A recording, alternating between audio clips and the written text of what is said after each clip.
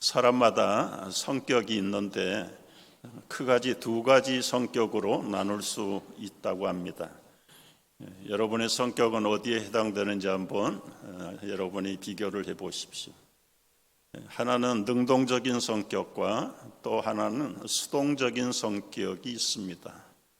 능동적인 성격은 다른 것에 충동을 받지 않고도 스스로 행동하는 적극적인 성격이 능동적인 성격이고요. 또 수동적인 성격은 스스로 행하지 않고 어떤 충동의 요인이 있어야 행동하는 성격을 보통 수동적인 성격이라고 말합니다.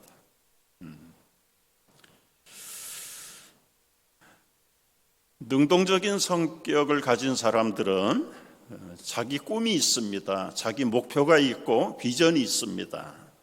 그래서 아주 열심히 달려가는데 누가 시키지 않아도 자기의 인생 성취를 위해서 온갖 노력을 마다하지 않는 적극적인 성격이 능동적인 성격입니다.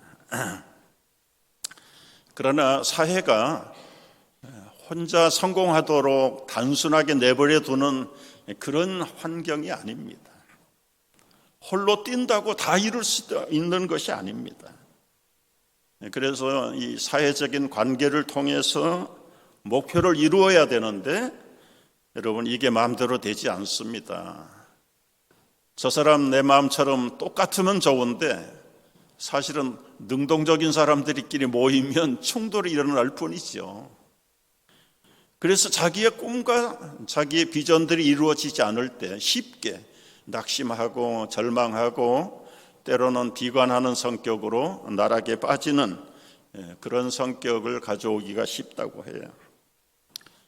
반대로 이 수동적인 성격을 가진 사람은 누군가 보살핌을 기대합니다. 홀로 서는 것이 서툴러요. 그리고 의욕도 없어요. 그냥 주어진 일에 열심히 집중하기도 하는 성격이 이 수동적인 성격이에요. 이렇게 소극적으로 살다 보니까 자기의 원대한 꿈이나 성취나 목표가 없어요.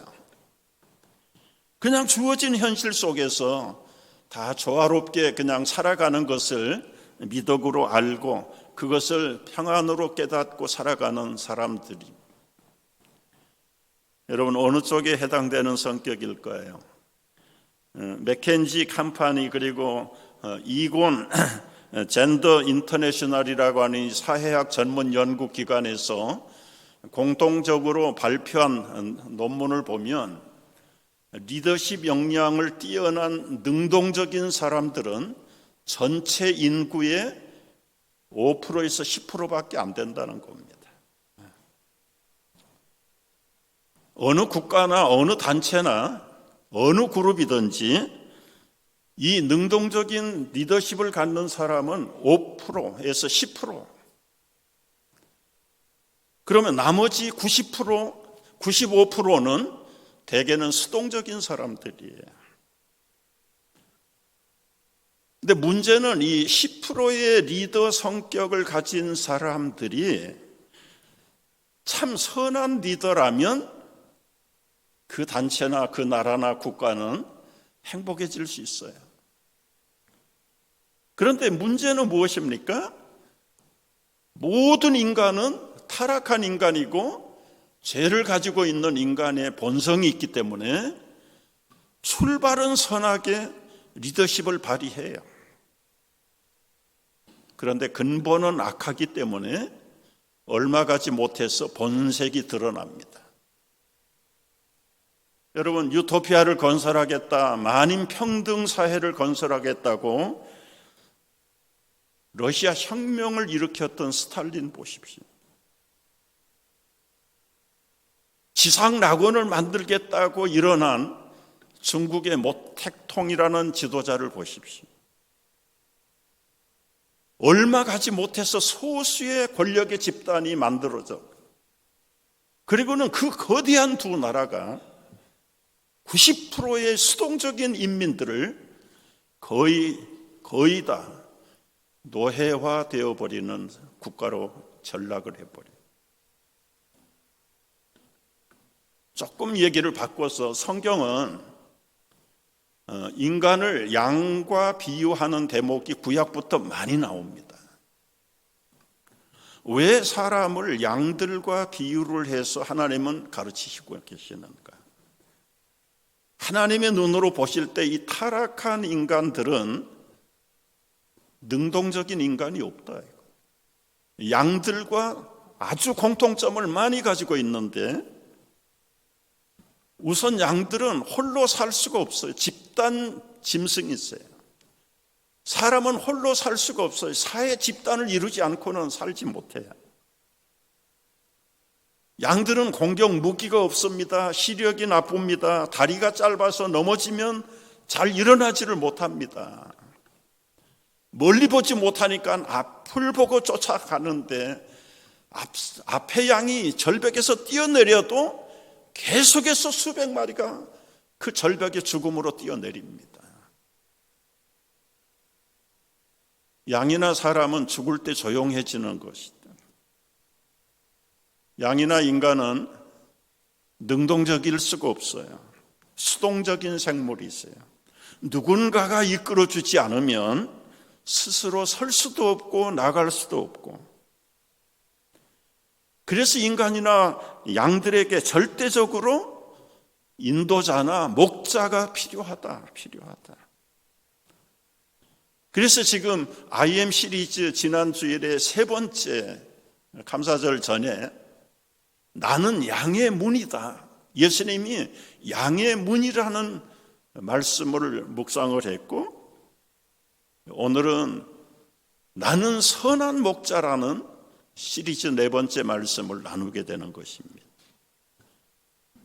여러분, 이제 유목민들의 하루 일과를 보면 풀이 넉넉한 곳으로, 마실 물이 있는 곳으로 양떼들을 인도했다가 해가 넘어가기 전에 그 들에서 밤을 새워야 되는데 울타리가 없으니까 어느 계곡에 아늑한 곳을 선택하고 그곳에 양들을 다 몰아넣고 일정한 조그만 간격 속에 돌멩이를 쌓아서 임시 경계의 담을 만들고, 그리고 한 사람 정도 드나들 수 있는 그곳에는 담을 쌓지 않고 목자가 그 문에 직접 밤새도록 누워서 경계를 서는 겁니다.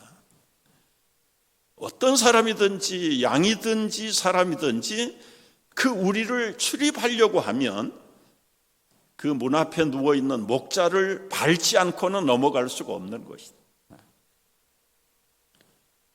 근데 이제 양떼를 많이 기르는 사람들은 아무래도 밤에까지 그런 수고를 하면 어려우니까 돈을 페이해서 싹군 목자들을 밤에 경비원으로 채용을 하는 겁니다. 근데 이 싹군 목자들은 결국은 자기의 양이 아니기 때문에 피곤하면 그냥 잠에 빠져버리고, 사나운 짐승들이 와서 양을 공격할 때는 모르거나 무서우면 도망을 쳐버리는 그런 싹군 목자들이 비일비재했다는 것입니다. 아침이 되면 이제 원래의 목자 주인이 그 싹군 목자들과 인수인계를 하는데 한 마리 한 마리의 이름을 불러가면서 이제는 밤새도록 배고픈 양들의 풀을 뜯기 위해서 밖으로 꺼내는, 몇십 마리가 됐든지 목자들은 양의 이름이 있고 그리고 자기 이름을 기억한다. 그 출입문을 나올 때에 안색을 살피고 행동을 보면서 건강의 이상 유무를 체크합한다. 선한 목자는 그냥 대충대충 하는 것 같지만 한 번 휘둘러 보면 한 마리가 두 마리가 없어졌는지 있는지를 알아낼 정도로 자기 양에 대한 관심이 너무 디테일하고 자세하다는 것입니다. 이 선한 목자들은 몇 가지 특징을 가지고 있는데, 첫째는 이 선한 목자는 양의 문으로 출입을 하는 거예요. 이 말은 합리적인 그리고 순리적인 방법을 통해서 목양을 하는 것입니다. 그러나 악한 목자들이나 도적들은 출입문을 이용하지 않습니다. 담을 넘거나 아니면 몰래 반칙을 해가면서 결국은 양을 해치는 결과라. 그러니까 여러분, 전도를 받을 때 전도하는 사람의 신분이 불확실하면 일단은 양도둑이라는 걸 경계해야 됩니다. 요즘은 그걸 이단들도 알기 때문에 그럴듯하게 가장을 해서 마치 진리의 사도처럼 분별력이 약한 선한 양들은 분별력을 길러야 합니다. 선한 목자 두 번째 특징은 서로 양들의 음성을 듣고 알아내는 것이죠. 감각을 잃어버리고 방향을 잃어버려도 시력이 나빠서 보지는 못한다. 그런데 목자가 멀리서라도 이름을 부르거나 특이한 방울을 달고 다니면서 방울을 울리면 이게 목자의 방울이고 목자의 음성이라는 걸 듣고 방향을 잡고 목자로 가까이 나온다고 하는 것입니다. 여러분, 시력이 나쁘지만 양들의 청각은 굉장히 똑같은 쌍둥이 목자가 대신해서 이름을 부르면 진위 여부를 분별을 해서 따라오자. 똑같은 형제인데도 그 톤을 구별할 줄 아는 청각이 뛰어난 것이 양의 청각이라고 합니다. 켄터키에서 65세가 된 주유소를 운영하고 식당을 운영하던 사람, 갑자기 파산을 당했어요. 비즈니스가 잘 됐는데 갑자기 새로운 하이웨이가 생기는 바람에 주유소가 하루아침에 망했고, 주유소에 찾아오는 사람들이 이용하던 식당이 동반 크로스를 하게 되었어요. 그의 수중에는 요즘 말로 하면 SSI로 받는 105불짜리 수표 한 장이 전부, 나머지는 모든 것이 다 날아가고, 그런 충격 때문에 정신을 다 온전하게 차리지 못하고 치료를 받아야 되는 절망의 위기 속에 하루하루 그저 살아가는 것이 역겨운, 어느 기록에 보면 치료를 받으러 가다가 아니면 자기 생명을 끊어버리기 위해서 가다가 어디선가 귀에 익은 찬송 소리를 듣게 됩니다. 그 사리를 따라서 어릴 때에 한 번, 두 번 들어봤던 찬송, 그게 무려 50년이 지났는데 이 절망한 사나이의 청각 속에 그 찬송을 통한 목자의 소리를 듣게 되는 거예요. 그 찬송 소리에 이끌려 발걸음을 옮겼는데 조그만 예배당 안으로 들어가 정신이 온전하지 못한 어떤 나이가 많은 부인이 이 찬송을 부르는데, 너 걱정 근심 말아라, 주 너를 지키리, 주 날개 밑에 거하라, 주 너를 지키리, 아무 때나 어디서나 주 너를 지키리, 주 너를 지켜주시리. 이 늙고 지친 샌더스라는 이 할아버지, 본인도 모르게 눈물을 펑펑 쏟으면서 어릴 때 들었던 이 찬송이 솟아나기 시작. 6살의 아버지를 잃어버리고 어머니가 재혼하는 바람에 14살 때 너무 학대를 당한 계부의 억압 밑에서 견디지 못하고 가출을 합니다. 마지로 태어난 아들이었기 때문에 어머니는 일하러 나가는 사이에 온종일 그 어린 동생들에게 먹거리를 만들어 주는데 그것도 하지 못하고 이제는 가출을 해서 50여 년 동안 떠돌이 생활을 합니다. 20살도 안 돼서 결혼하고 아들, 딸들을 낳고 안 해본 일이 없을 정도로 자기 인생을 일궈서 겨우 주유소와 식당을 하면서 그나마라도 살겠다 생각을 했는데 하루아침에 모든 것들이 다 실패로 돌아가 자기의 물려진 너무나 무거운 어깨 때문에 자기의 삶을 포기하고 싶은 그 절망의 순간에 주 날개 밑에 거하라. 너 근심 걱정하지 마라. 자기도 모르게 이 찬송을 부르기 시작. 더 놀라운 것은 찬송을 부르는데 그렇게 자유할 수가 없고 그 영감이 쏟아지기를 시작하는데 걱정 근심은 사라지고 주 날개 밑에 거하라. 주 날개 밑에 거하라. 주 날개가 닭날개로 보이기 시작하는 것. 가출하기 전에 동생들에게 먹일 것이 없어서 가장 시장에서 싸구려, 그저 웬만한 사람은 사가지도 않는 것들, 그게 닭날개다, 닭날개. 그 싼 거를 사다가 동생들을 튀겨주던 생각이 나. 그래서 마침내 그것을 기업으로 일구어내고 우뚝 일어선 사람이 켄터키 프라이 치킨의 샌더스 할아버지잖아요. 이 샌더스 할아버지가 74세가 되던 1964년에는 미국과 캐나다에 프랜차이즈 레스토랑이 600개가 됐다. 중간에 이제 다른 회사에다가 매각을 했지만은 죽을 때까지 자기는 이 켄터키 프라이 치킨의 대변인으로 자기의 직책을 가지고 90세가 되었을 때 세계 80여 개 나라에 3만 5천 개 프랜차이즈, 맥도날드 다음으로 매상이 많은 세계적인 프랜차이즈 기업을 일구어낸 것이죠.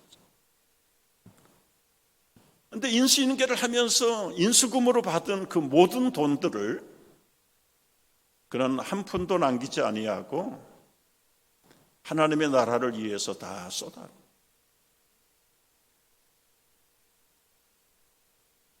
이 샌더스 할아버지가 존경을 받게 된 것은 바로 자기의 남은 재산을 자선단체의 선교본부에 다 기증했기 때문에 더 존경을 받는 인물이 됐다.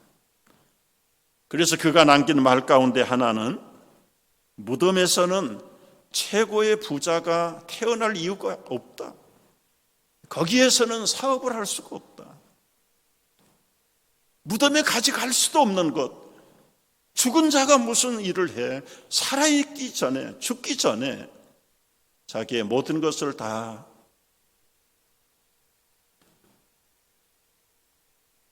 여러분, 아무리 살기가 팍팍해도 목자의 음성을 향하여 들을 수 있는 영적인 청각은 다치지 않도록 여러분 건사해야 될 줄 압니다. 목자의 음성을 들으면 살아납니다. 다윗도 이 엄청난 절망 가운데 귀를 기울이고 주님 앞에 이런 노래를 불렀어요. 음침한 골짜기로 다닐지라도, 사망의 음침한 골짜기로 다닐지라도 여호와는 나의 목자시니 내게 부족함이 없으리로다. 그가 나를 푸른 풀밭으로 잔잔한 물가로 인도하신다는 다치지 않는 영의 길을 가지고 목자의 음성을 들었기에 다윗도 수많은 우리 믿음의 선배들도 흑암과 절망 속에서 빛을 찾고 영원한 자유함을 얻게 되었던 것을 분명히 기억해야 합니다. 세 번째 선한 목자는 양들을 위하여 목숨을 버린다. 이사대전 때 이야기입니다. 나치군들이 폴란드를 침입하고 폴란드에 거하는 유대인들 제일 많이 살았다고 해요. 300만이 살았다고 합니다. 그런데 그 300만을 다 학살하는 겁니다. 나치 군대가 폴란드의 어느 초등학교에 진입을 했어요. 이미 그 전에 아이들부터 시작해서 남녀노소 구별할 것 없이 유대인들은 노란 별을 가슴에 붙이게 돼요. 이제 노란 불을 붙이는 그 유대인 아이들을 다 색출해가지고 끌고 가려고. 그 무시무시한 무장 군인들이 그 어린아이들이 있는 초등학교에 들어가서 노란별된 유대 아이들을 끌어낼 때 이 아이들이 두렵고 무섭고 절망과 공포 속에서 피할 곳이 없으니까 야누스라고 하는 담임선생이 품에 가서 안겨.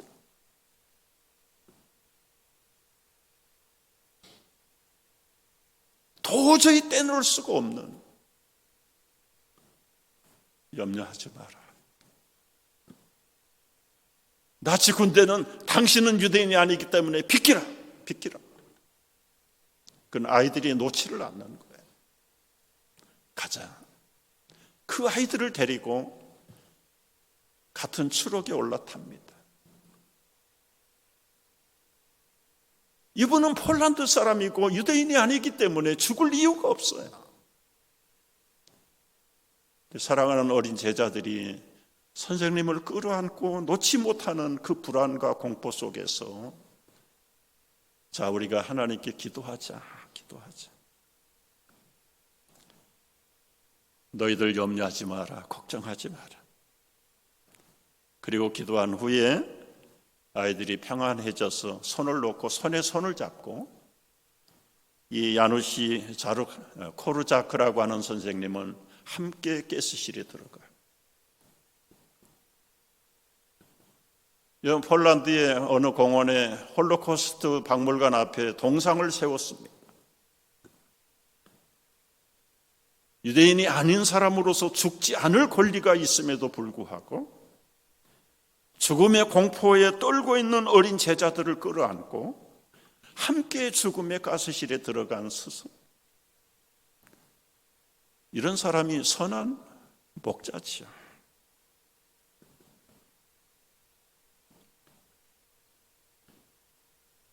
예수님 말씀하세요. 그 양의 우리에 자신의 몸을 누이고 행여라도 양들이 밤에 나올 리는 없지만은 만약에 도둑이 들어가면 그 예수님을 밟고 들어가야 되는 그 위치에 당신의 생명을 놓고 들어가는 거예요.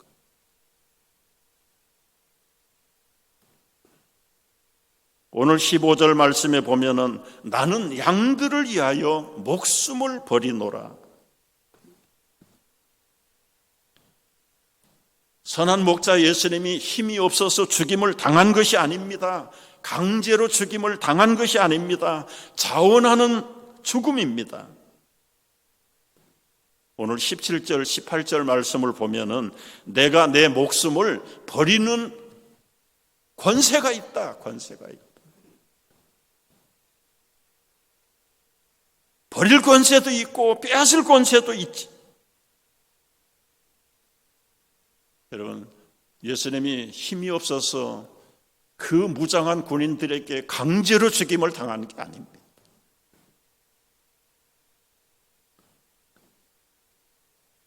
양들을 위하여 스스로 목숨을 버리는 권세를 사용하시는 거죠.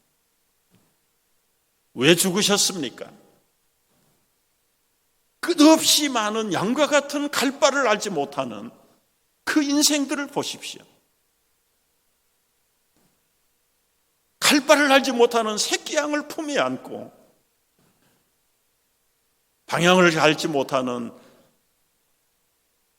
진로를 받지 못하고 무분별하고 누군가 끌어주기를 기대하는 감각 없는 양들을 위해서 주님은 생명의 길로, 영원한 영생의 길로 인도하시려고 스스로 죽을 권세를 사용하셔서 선한 목자로서 순교의 죽음을, 선한 목자 예수님, 그분은 목숨을 버릴 권세도 있고 스스로 자원해서 죽음을 선택하신 분. 어떻게 그런 일이 일어날 수가 있는가? 사랑이라는 말을 설명할 수가 없는 것. 누구 때문이라고 말하지 맙시다.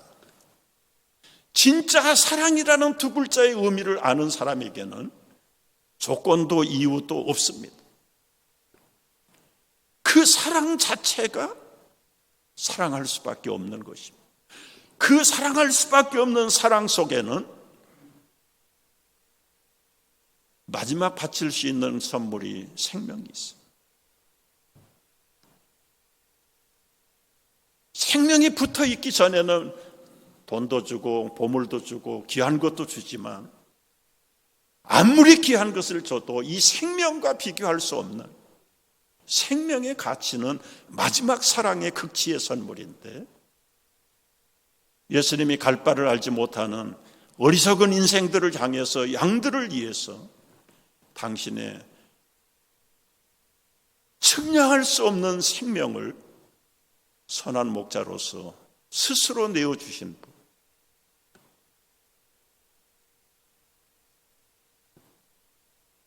우리 교회가 1:1 양육을 권장합니다. 근데 다들 힘들어해요. 생명력이 없고 의무감만 남았는데 의무감도 제대로 못하니까 다들 짐스러워해요. 왜 어렵습니까? 왜 무겁습니까? 이게 길어서 어렵습니까? 성구 암송을 못해서 어렵습니까? 문제는 하나예요. 정말 주님이 목숨을 바쳐 나를 당신의 영원한 생명의 양으로 불러내셨다면, 그 사실을 신실로 체험하는 양들이라면, 아직도 내가 얻었던 그 놀라운 사랑을 얻지 못하는 또 다른 양들에게 내가 받은 그 하나님의 영원한 생명의 가치를 함께 나눌 수 있는 것인데, 내가 받은 생명이 별로 그렇게 값어치가 없어 보이기 때문에, 실감이 없기 때문에 다른 분들에게도 이 사랑의 증거를 나눌 수가 없는, 그것이 우리를 힘들게 만드는 것이죠. 여러분, 사랑이라는 것이 묘약이에요. 사랑에 불타면 사랑하는 여인을 얻기 위해서 14년을 수일처럼 보냈던 야곱의 심정이 바로 사랑에 불붙은 사람의 모습입니다.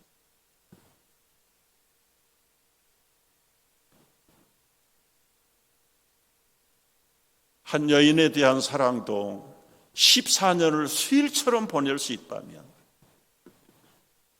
만왕의 왕이신 예수 그리스도께서 여러분과 나의 영원한 생명을 위해서 생명을 내주셨다면, 그 사랑을 어떻게 표현하고 그 사랑을 어떻게 대갚아 드려야 될 것인가?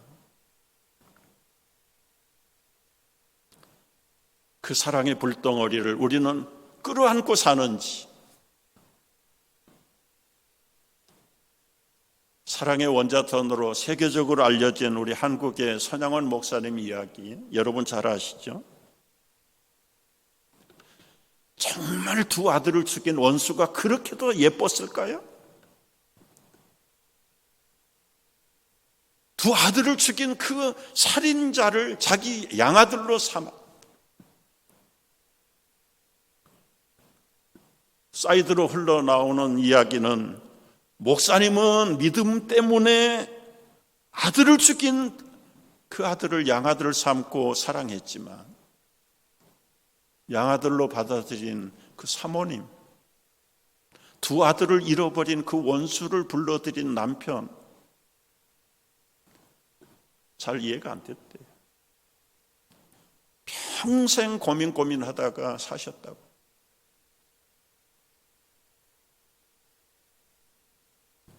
도대체 이 선 목사님은 어떻게 그 원수를 자기의 양아들로 삼고 사랑할 수 있었을까요?